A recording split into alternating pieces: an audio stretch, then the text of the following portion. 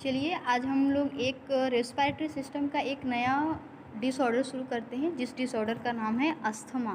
तो चलिए समझते हैं अस्थमा क्या है, कैसे होता है, इसका रिस्क फैक्टर, कॉजेज, एक एक करके सारी डिटेल के बारे में बहुत ही आराम से पढ़ेंगे।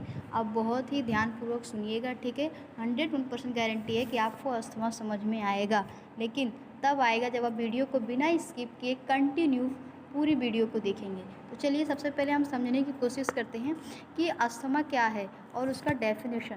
तो आप यहाँ पर अस्थमा का डेफिनेशन देख सकते हो कि asthma is a chronic inflammatory disorder of the airway in which inflammation cause very degree of obstruction in the airway. कहने का बस शाब्दिक सा अर्थ है, ठीक है, कि अस्थमा एक क्रोनिक इन्फ्लामेशन डिसऑर्डर होता है जिसमें एयरवे में ऑब्स्ट्रक्शन हो जाता है। ये ऑब्स्ट्रक्शन कई डिग्री का मतलब हो सकता है पार्शियल हो, कंप्लीट हो, इसका सेंस, डिग्री का सेंस यहाँ पर इस तरीके से लगाया गया है, ठीक है।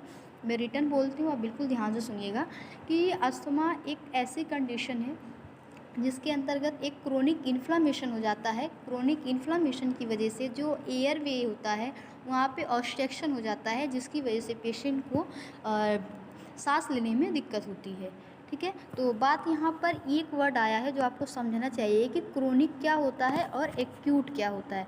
तो चलिए मैं आपको समझाने की कोशिश करती हूँ कि एक्यूट वर्ड क्या है और यहाँ पर एक वर्ड आपको मिला है क्रोनिक। तो क्रोनिक वर्ड क्या है, तो चलिए हम दोनों के बारे में समझने की कोशिश करते हैं।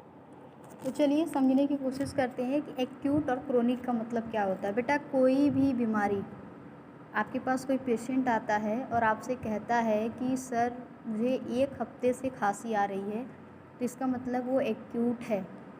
ध्यान से समझना, अगर 1 हफ्ते से खांसी आ रही है तो वो एक्यूट में जाएगा। अगर 1 हफ्ते से ज़्यादा है तो वो क्रोनिक कंडीशन में जाएगा। कोई भी बीमारी जो अभी शुरुआत हुआ है, अभी 1 हफ्ता हुआ है, उसका मतलब एक्यूट होगा। और कोई भी डिसीज़ जो 1 हफ्ते से ज़्यादा हो चुका है उसका मतलब क्रोनिक होगा। हमें उम्मीद है कि आपको एक्यूट और क्रोनिक का मतलब समझ में आ गया है। तो चलिए ठीक इसी तरीके से हम समझने की कोशिश करते हैं कि इन्फ्लामेशन क्या है। चलिए समझने की कोशिश करते हैं कि इन्फ्लामेशन क्या है और इन्फ्लामेशन मतलब क्या होता है। यहाँ पे एक वर्ड आया है इन्फ्लामेटरी।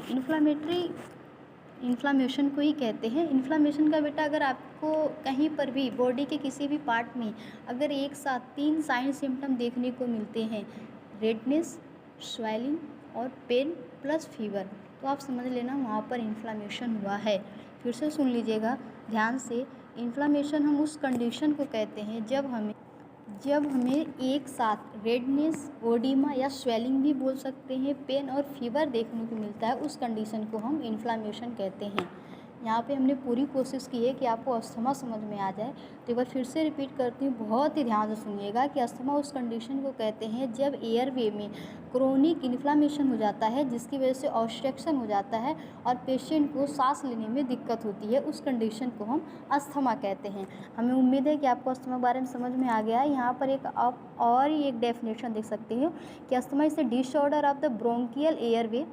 अस्थमा किसका डिसऑर्डर है? ब्रोंकाई का, ठीक है। हमने एयरवे वर्ड बोला है और आप जानते हो कि लंग्स में हमें प्राइमरी, सेकेंडरी, टर्सरी ब्रोंकाई देखने को मिलता है। तो उस ब्रोंकाई एयरवे में characterize by period of the reversal of bronchospasm, यानी कि एक लाइन में कह सकते हैं कि अस्थमा उस डिसऑर्डर के कहते हैं जहाँ पर एयरवे में ब्रोंकोस्पास्म हो जाता है, उस कंडीशन को हम अस्थमा कहते हैं। चलिए मैं आपको अस्थमा को डायग्राम की सहायता से समझाने की कोशिश करती हूँ कि अस्थमा क्या है। बेटा देखो, मैंने बार बार आपको अस्थमा का डेफिनेशन टाइम लेकर इसलिए समझाने की कोशिश की है कि आप अस्थमा का अगर डेफिनेशन समझ जाते हो तो मेडिकल सर्जिकल का बेसिक फंडा है कि जिसको डेफिनेशन आता है वो साइन सिम्टम के बेसिस आराम से लिख सकता है, और जो साइन सिम्टम लिख लेता है, कॉजेस लिख लेता है, बेटा वो मेडिकल मैनेजमेंट बहुत ही इजी से कर सकता है, ठीक है। तो एक बार फिर से आप चीज़ों को दोबारा करिए, दोबारा से पीछे जाइए और चीज़ों को सुनिए और समझिए। चलिए आइए थोड़ा सा डायग्राम देखिए। आप यहाँ पर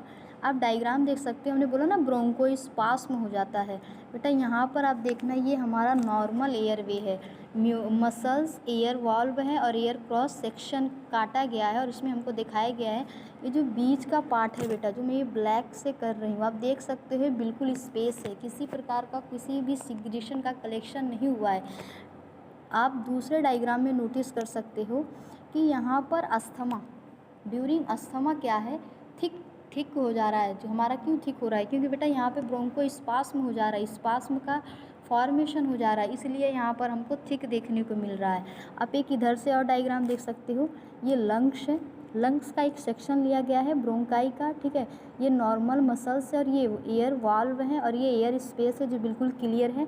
सेकंड में आप देख सकते हो कि यहाँ पर बिल्कुल डायलेटेड है और यहाँ पर देखो नैरो एयरवे देखने को मिल रहा है। रीज़न यहाँ पर स्पास्म का क्या हो चुका है, फॉर्मेशन हो चुका है, जिसकी वजह से हमें इन्फ्लामेशन देखने को मिल रहा है, ठीक है। बिल्कुल क्लियर हो गया। आपको बस कोई भी पूछेगा आपसे अस्थमा क्या है तो बस एक लाइन बोलना, अस्थमा एक ऐसी कंडीशन है रेस्पिरेटरी सिस्टम का जिसमें जो हमारी ब्रोंकाई होती है वो कॉन्स्ट्रिक्ट हो जाती है। वो इसलिए होती है क्योंकि ब्रोंकियो स्पास्म का फॉर्मेशन हो जाता है। आई होप आपको अस्थमा समझ में आ चुका है। तो चलिए आगे हम देखते हैं कि इसका रिस्क इटियोलॉजी क्या होता है, उसके बेसिस पे हम समझने की कोशिश करेंगे।